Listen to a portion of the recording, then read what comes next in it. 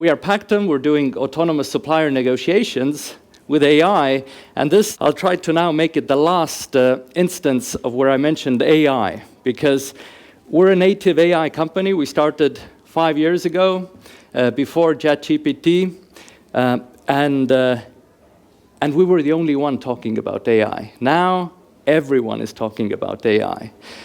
So we're going to be the first company now to stop talking about AI. And in fact, I was invited into NASDAQ trade talks to give an interview last week about AI whitewashing. And this is companies saying that they are built on AI, and in fact they don't have AI, or they are misleading customers about AI. And the way you can see through AI washing is focus on the superhuman value. So the reason why we use AI in the first place is to do something which humans cannot.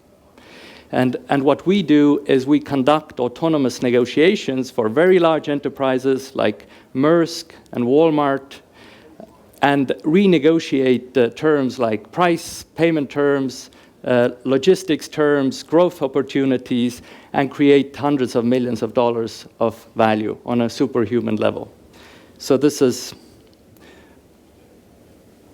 what we do. And how it all got started is that our first negotiation was between a limo rental service and a limo owner.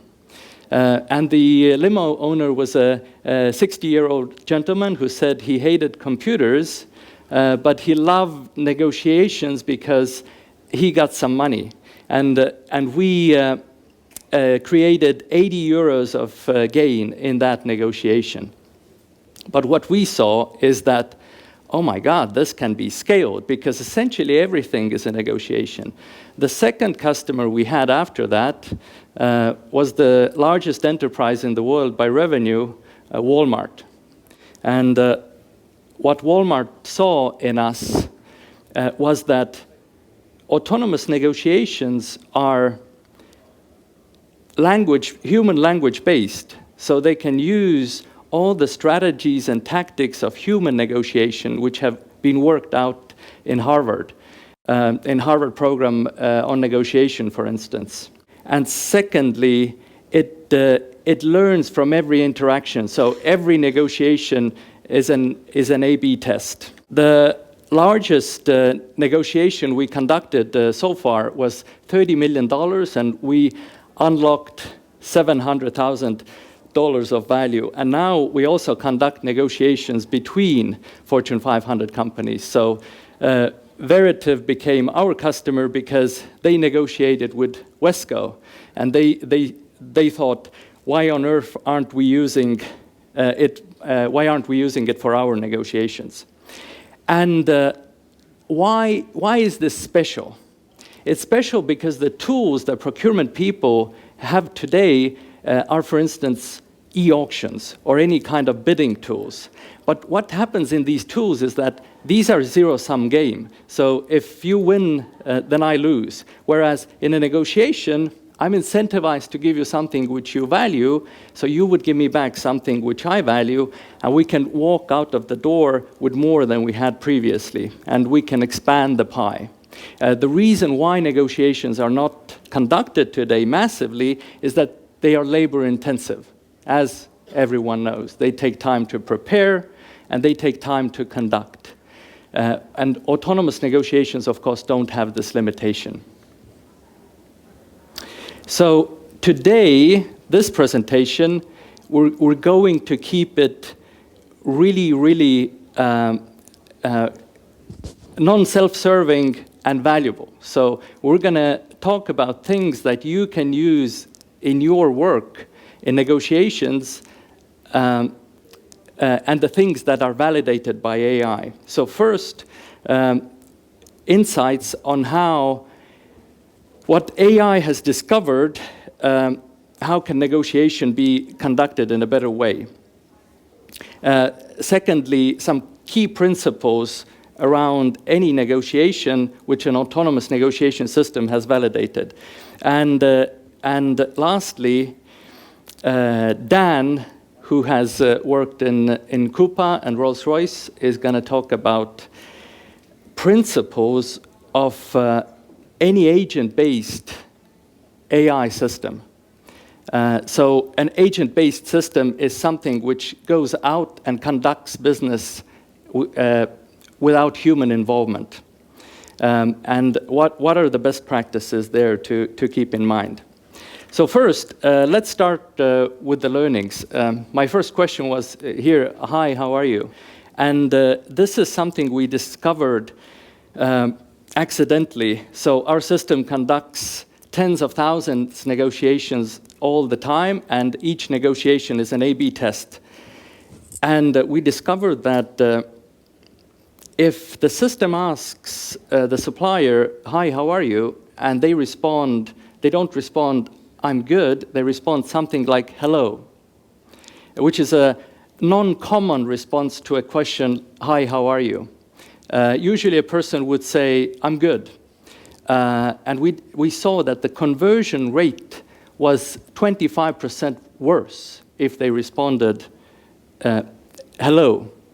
So we can adjust the negotiation based on that answer. Also something that an autonomous negotiation has discovered, never negotiate on Fridays. The best negotiations outcomes are on Mondays. And this is something which you can use in real life as well. I don't know the reason behind it, but this is what the statistics show if a central entity does a lot of negotiations. Collaborative tone. A lot of people think about negotiations in a win-lose situation. And they think that I need to be more aggressive to win. What we saw is that when testing aggressive language versus collaborative language, the results are the same. Except supplier sentiment with a collaborative language is 4.5 points out of 5, where normal negotiations are around 4%.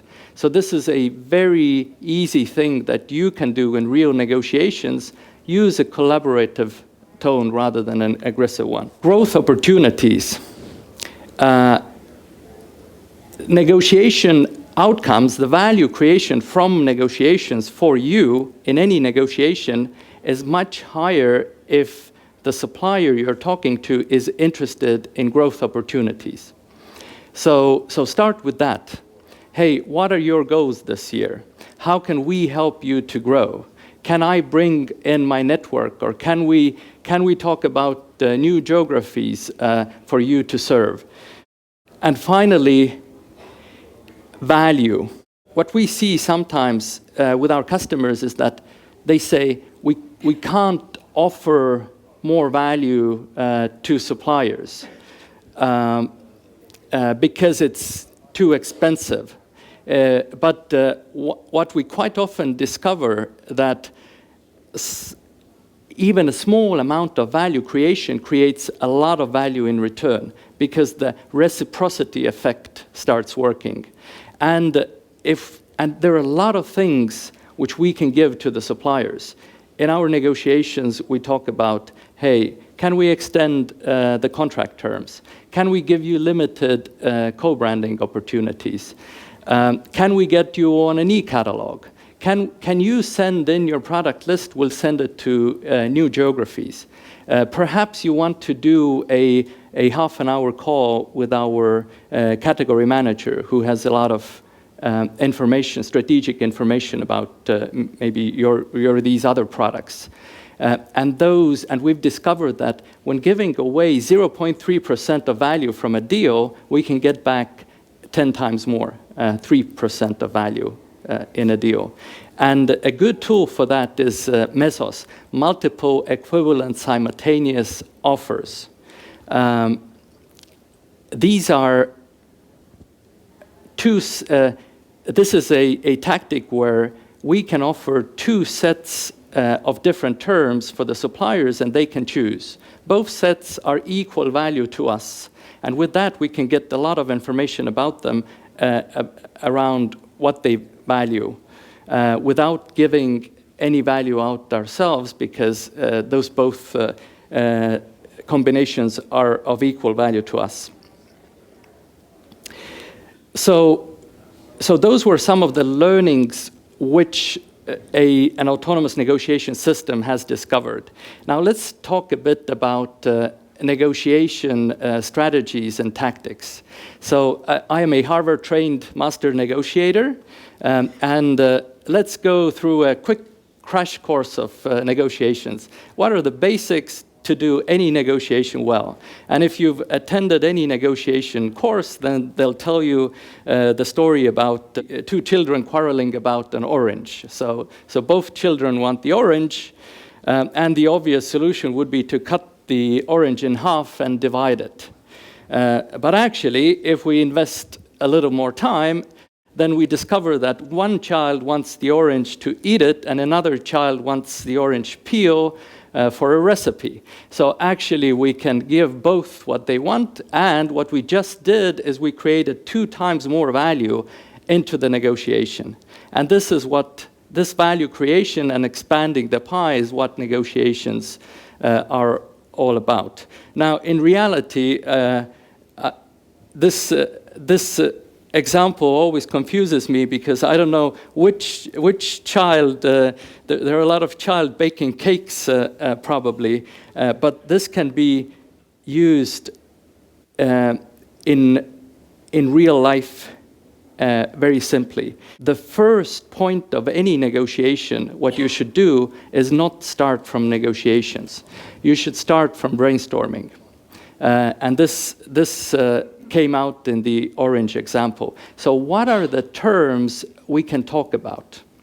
And after you've done that, then you prioritize those terms. And you are open with your priorities. You say that, you know what, for me, 1, 2, and 3 are the most important terms. And sometimes people are skeptical about that because they say, hey, I'm giving out my data and this will be used against me, but no, research has shown many times that you get a lot more in return than you give out.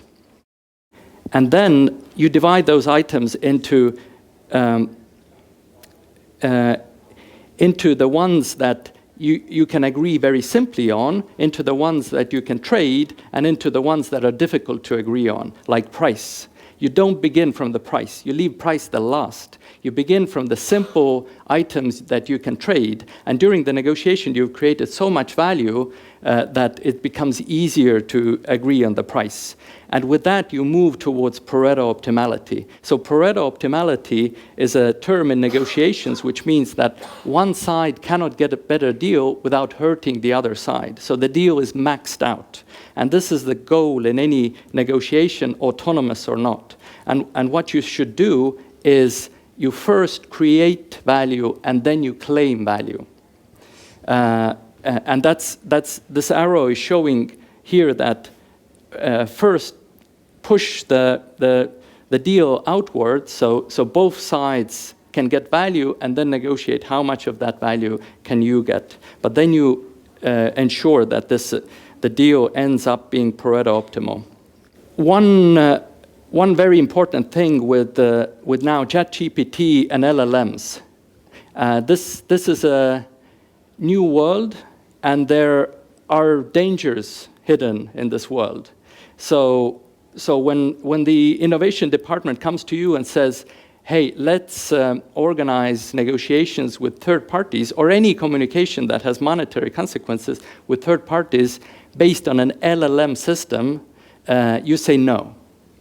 This is because a large language model cannot be guardrailed.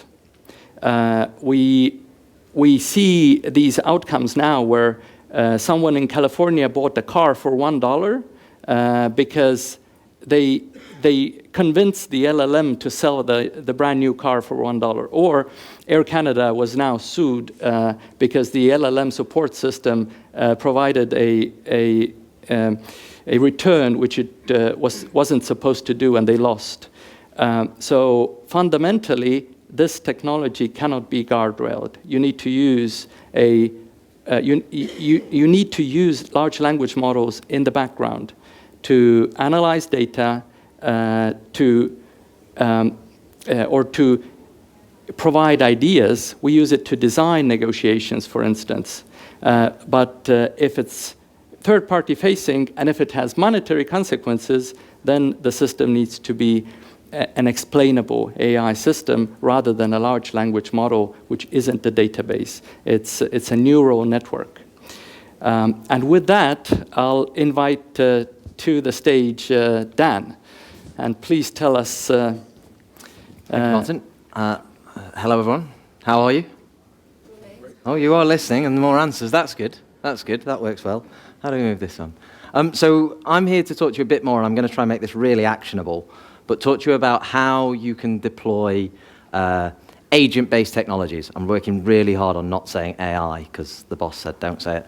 But I want to provide some really actionable things that you guys can take away, because there's a lot of high-level stuff gets spoken about, and I'm working in the detail with a lot of this stuff. And the first one that I wanted to bring to you all is make sure that you earn an internal mandate. So if you want to deploy agent-based technologies, there's going to be skepticism. It's inevitable. You need to earn the mandate first initially. So do that by demonstrating clear results, clear opportunity, having something specific and something small. We'll come back to it in a little bit later to build out on how you take it further. But what I'll also say to this audience, because I've spoken to some of you, some very senior and important people in here, I should say, you guys can also provide that mandate. So be conscious of your teams who are looking, or maybe identify those people that want to take this and want to run with it, and give them the mandate as well. You need to go earn it from your seniors, but you're the ones providing it to the people working for you. So give them the opportunity, listen to it, and understand it. Secondly, data hygiene. I was tempted to ask people to put their hands up if they think they got good data. I won't because of time, but I don't suspect many hands have gone up, and if they had, I'd have asked you a lot more questions. Nobody has good, perfect data, and you don't need it. We use the term data hygiene because it's a continuous process. You're continually updating data, and agent-based technologies, like Pactum and others, help you improve that data because they help you do a lot of things systematically in a way where you can build your data out. So don't wait and worry about getting your data perfect. I'm very confident that the vast majority, if not all of you in here, will have good enough data to get going with some AI, some agent-based technologies. But use that and use them quickly because they will help you improve your hygiene. It's a continuous process. It is not a goal. Data hygiene is not we don't get there. You don't get to data cleanliness because as soon as you've got there, you stop and then it's dirty again a week later. It's a continuous process. Thirdly, this is written in a very negotiation-based way, understand your trade-offs. But to take it a little more abstract for other agent-based technologies, think about it as not operating the autopilot, but configuring the autopilot. You're not now the one pressing go and sitting back and watching it. Particularly when you're getting started with them, you need to think about it more deeply and understand how you're configuring the autopilot and how you want it to run. Sometimes people forget that, but that's something that haven't necessarily thought about and will need to in this process. A specific example for us would be, have you ever considered if it's worth trading 10 days of payment terms for an extra month of warranty? It's a really interesting, weird, kind of odd trade-off to do and very difficult to think about. If you want to run agent-based technology or autonomous negotiations, you need to work with us and yourselves and finance teams and treasury to start to understand what the value of each of those things are, and then the technologies can help, as Martin said, with Mesos, to bring those to life a little bit more. The next one is get into the shoes of the person on the receiving end. In our instance, that's a supplier. Too often in procurement, we think about things from our buyer's perspective, from our category manager's perspective. But actually, often with agent-based technologies, nearly said it again, you end up thinking, or we in procurement, and my background is purely procurement, is we end up thinking about it from a category manager's perspective, from a buyer's perspective. Most often the receiving end is not that. It's someone internally within your organization. It's your suppliers, it's your finance teams, it's accounts payable, whoever it might be. Put yourself in the shoes of the other provider or the person on the other end, both at a holistic level when you're getting started, but then also when you're running into specific activities that it's doing. A real example from just like last week with a customer of ours, they set out a negotiation to get service provisions for stores in a particular state, and they asked the supplier to provide prices for stores in a state. States are rather large places with big cities with very differing cost bases. So the prices were very different. They didn't put themselves, they knew what city they meant, but they just put in the state because that was the obvious thing. The supplier gets it, they have no idea what to do with it. So you end up back at square one. So you need to think about it from a recipient's perspective and what they're understanding. Very American phrase, apologies for any of my American cousins, but nail it and scale it, as Walmart said, is the next one. Coming back to that mandate, you get the mandate, you go do something. You need to have proven, measurable, ideally financial, but often efficiency-based benefits that you can share. Do that in a particular area that's lower risk to begin with. So in our examples, tail spend requests or payment terms, for example, in a negotiation perspective. But start in a smaller area that's lower risk, prove it, and then scale it out. And then scale it out by category, by geography, by business unit, by division, whatever makes sense. But it starts off, the kind of steps are, make sure you've got the mandate, you've got the support, people are kind of buying into doing it. Then when you do it, prove it out, nail it down, but don't try and eat the elephant, as the phrase goes. Start out with small chunks, and then once you've proven that, that flywheel effect will start to kick in. And then the last one, and for me the most important one, and I know there's been a lot of talk about this, I'm going to try and be as specific because some of the talks haven't maybe glossed over at the higher level, but human collaboration matters now more than ever. Thinking about our teams, the teams you guys are looking after and how their roles and jobs are changing are more important than ever. If you think about it as agent-based technologies in the very near future, it will be the case that a buyer will have a team of 5 working for them. That's not a team of 5 humans, it's a team of 5 agents running negotiations, ideally, hopefully, but also sourcing events, running queries with suppliers, running risk management, running whatever it might be. And that's a very different skill, managing 5 agents to just doing what you can do on your own. Your scale is hugely amplified, like massively. So you're handling a hell of a lot more, and as a lot of you folks know in this room, I'm sure, who've been buyers at one day and are now CPOs, it's a very different job for those 2 things. But then similarly, the skills that they need, the stuff that humans still need to do, become more and more specialized. So if I take negotiations, we're going to take away, ideally, we'll take away the load, the effort on the less than 500K, less than $1 million, less than a couple of million negotiations. But we're going to leave the ones that require human ingenuity. And there are still some that need human ingenuity. Martin's up here talking about the best practices because humans are always going to have to negotiate. But you need to skill the teams to be able to do that. And that's key. So there's some best practices, but with that, I'll hand back over to Martin. So we try to make it as least self-serving as possible. These learnings are applicable with any agent-based technologies, and more of them will come up in the future. Take a picture of that if it becomes valuable. So a couple of tips for you. General negotiation learnings book, a very good one, is Negotiation Genius. There is a Harvard Business Review article that Walmart has wrote about autonomous negotiations and Pactum, and we're now investing into Autonomous Negotiations Academy to teach people more on how to understand this new world of agent-based technologies. Thank you. Are there any questions? Yeah, so the question is that we have been talking a lot about AI negotiations with our suppliers, but my question is, the suppliers in front of us, do they also have an AI to answer us? And at the end, won't we be ending with just 2 AI discussing between each other and they'll make the deal? Exactly, and it will be a wonderful world. Because think about it, a deal could be renegotiated based on any fluctuation of a commodity price index, or any new data about demand or supply, and deals can be kept optimal all the time because they can be renegotiated in seconds. So that will be a bot-to-bot negotiation, and it's exciting. We're not there yet, I should say, just to slightly scare people a little less. And when people think, are all the people doing it now going to end up without jobs? No, most of the negotiations are not conducted today. Our customers have 100,000 suppliers. They can only negotiate with 10,000. There was another question? Okay. Our same question. Any other questions? Oh.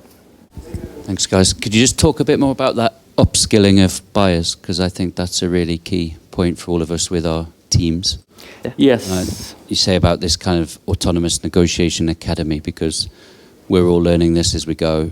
We're sort of leading the charge in our organizations, but we need to bring our teams with us. So what's your advice on how to upskill our teams to handle this? Exactly. So what we've discovered is that we are talking to usually on the CPO level or on a VP level, and it's easy to sort of agree, but when it goes to the category manager level, then there are all sorts of concerns about these new technologies and how do we become the person that configures the autopilot.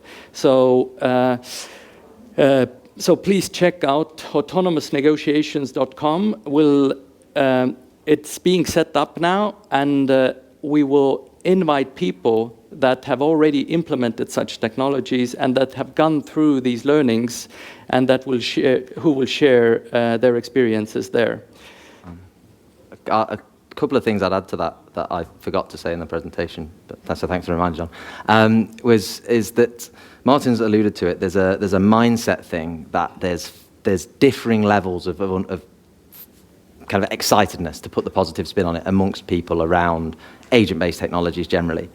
And the first thing this audience can do is highlight the ones that are excited about it, and utilize those folks to bring the initial benefits and to show that actually it's beneficial, because it will be a career amplifier for the new generation coming in. Utilizing agents is going to be the thing that the best ones at those, at utilizing the AI, are going to be the kind of next superstars of procurement, if you will. They'll be getting the Young Procurement Leaders Awards in a few years because they're utilizing those technologies.